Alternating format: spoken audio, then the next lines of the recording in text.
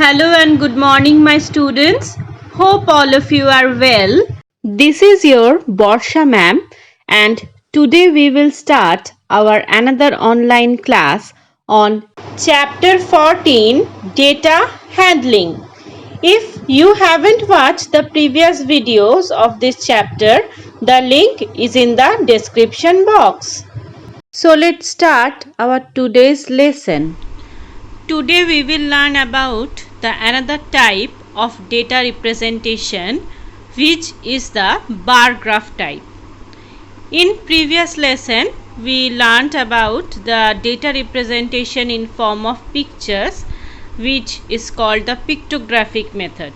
Pictures এর মাধ্যমে বা symbols এর মাধ্যমে, in that case we are representing different types of data. But in this case we use some bars or some vertical or horizontal lines that have particular width to represent the data. দেখো এই যে পিকচারটা তোমরা যদি দেখতে পাচ্ছ, তো এখানে দেখো there are some vertical lines which have some particular width. প্রত্যেকটা লাইনের কিছু particular width আছে and the widths are uniform. দেখো প্রত্যেকটা width একদম from top to bottom is uniform. These lines are called bars, and by using these bars we can represent the data. তো ঠিক যেভাবে আমরা আগের ক্ষেত্রে দেখেছিলাম by বিভিন্ন pictures or symbols we can represent the data, ঠিক similarly এই bars এর মাধ্যমে আমরা ডেটাকে রিপ্রেজেন্ট করতে পারি। কিভাবে রিপ্রেজেন্ট করতে পারি? There are two lines, one is horizontal and other one is vertical. Horizontal লাইন্সটাকে আমরা বলছি এক্স অ্যাক্সিস অ্যান্ড ভার্টিক্যাল লাইনটাকে আমরা বলছি ওয়াই অ্যাক্সিস। তো দুটো লাইন্স আমরা ফার্স্টে ড্র করি। Normally the independent value is on the X axis and the dependent value is on the Y axis. Okay, independent যে ভ্যালুগুলো, মানে যে ভ্যালুটা অন্য আরেকটা ভ্যালুর উপর ডিপেন্ডেন্ট নয়, যেমন যদি আমাকে দুটো টেবিলের দুটো ডেটা আমার থাকে, ধরা যাক একটা হচ্ছে class and other one is the number of students. So the number of students is dependent on the class. প্রত্যেক ক্লাসে কতগুলো স্টুডেন্ট আছে সেটা ক্লাসের উপর ডিপেন্ড করছে। তো number of students is dependable variable and the name of the class is an independent variable. তো নেম অফ দ্য ক্লাসটা তো কিছুর উপর ডিপেন্ড করছে না, বাট কোন ক্লাসে স্টুডেন্ট কটা সেটা ক্লাসের উপর ডিপেন্ড করছে।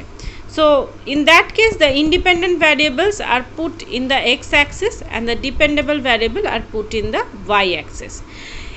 বার গ্রাফ দুরকম হয়, একটা হচ্ছে হরাইজন্টাল, একটা হচ্ছে vertical. This one is the vertical type and this one is the horizontal type. এটা হচ্ছে হরাইজন্টাল বার গ্রাফ, মানে বার গ্রাফটাকে যদি আমরা উল্টে দিই, ঠিক আছে, তো এখানে তখন চলে আসে ইন্ডিপেন্ডেন্ট কোয়ান্টিটিগুলো আর এখানে তখন চলে আসে ডিপেন্ডেন্ট কোয়ান্টিটিগুলো।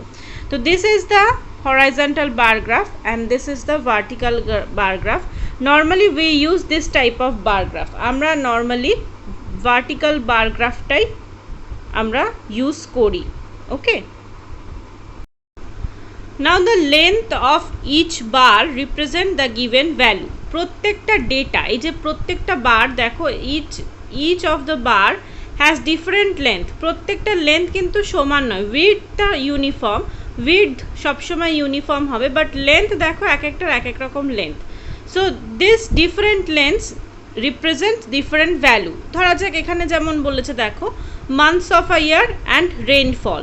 তো from January to December different months, 12টা মাস রয়েছে, প্রত্যেক মাসে কত করে করে রেনফল হচ্ছে। তো প্রত্যেক মাসে রেনফলের অ্যামাউন্ট তো সমান নয়, ডিফারেন্ট ডিফারেন্ট। তো সেই অনুযায়ী দেখো লেন্থগুলো কিন্তু ডিফারেন্ট ডিফারেন্ট হয়েছে।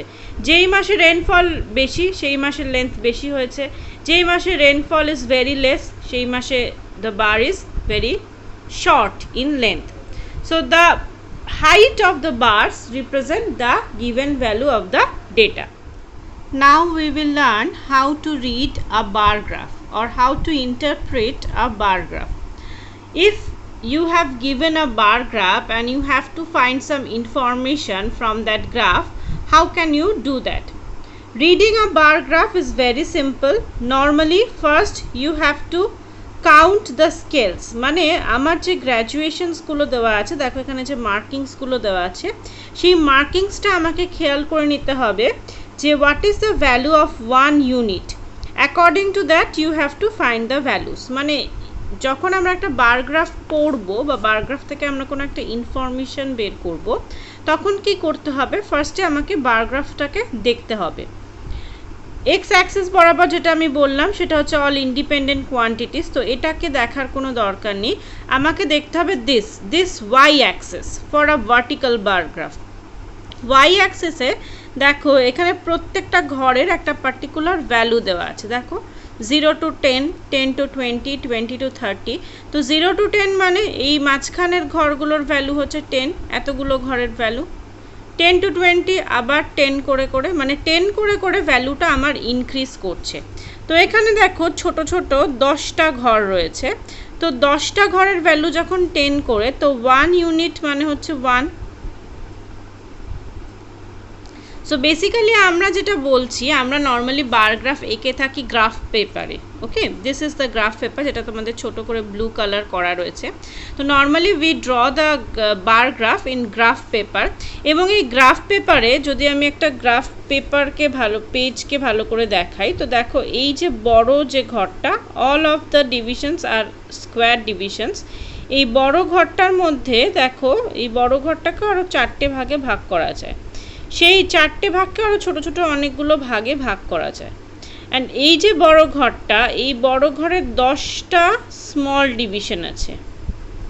ওকে, 10 স্মল ডিভিশনস এই বড় ঘরের মধ্যে দেখো 1 2 3 4 5, এই ঘরটা হচ্ছে 5 6 7 8 9 10, so there are 10 small divisions and you have to find the value of one small division. তো এখানে আমি যদি এটাকে 0 ধরি, এটাকে 10 ধরি, তাহলে মাঝখানে 10টা ঘরের ভ্যালু হচ্ছে 10, তাহলে একটা ঘরের ভ্যালু হচ্ছে 1।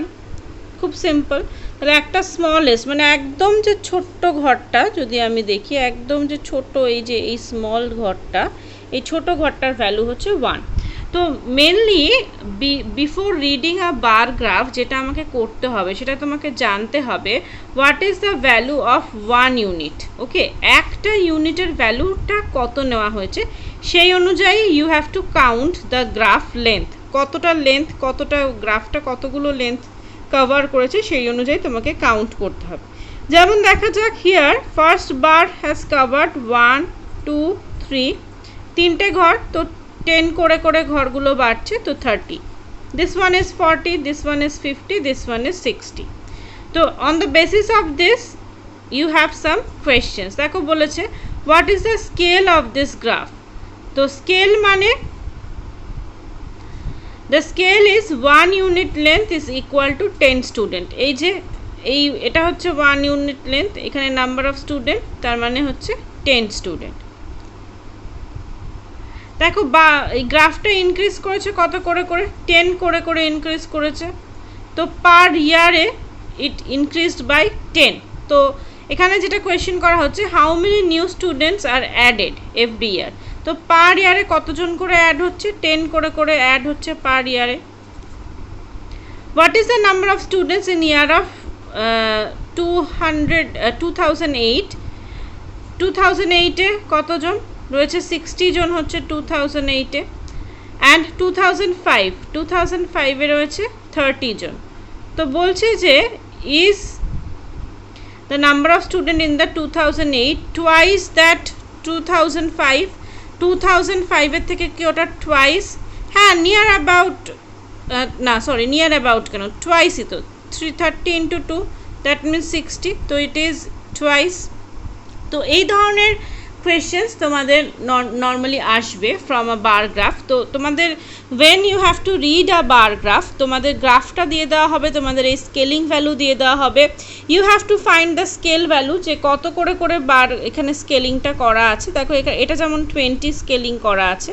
এবং একটা জিনিস মাথায় রাখতে হবে, when you are drawing that bar graphs, this scaling values would be same, মানে এই যে ডিফারেন্সটা যতটা, এই ডিফারেন্সটাও ততটা, এটাও ততটাই হবে, all the difference should be same. So like this, এরকমভাবে এই যে প্রত্যেকটা বারের লেন্থ তোমাকে মেজার করে নিতে হবে, what is the length of this, what is the length of this, and so on, and then you have to find the values. Look at this example.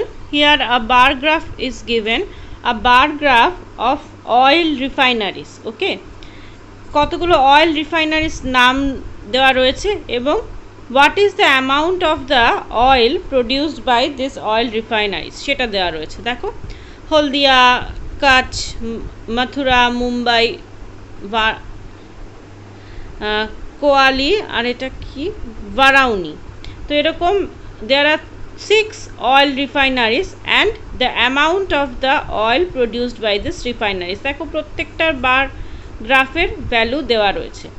এবার এখান থেকে you have to answer some question. What is the information given by the bar graph? কি information দিচ্ছে?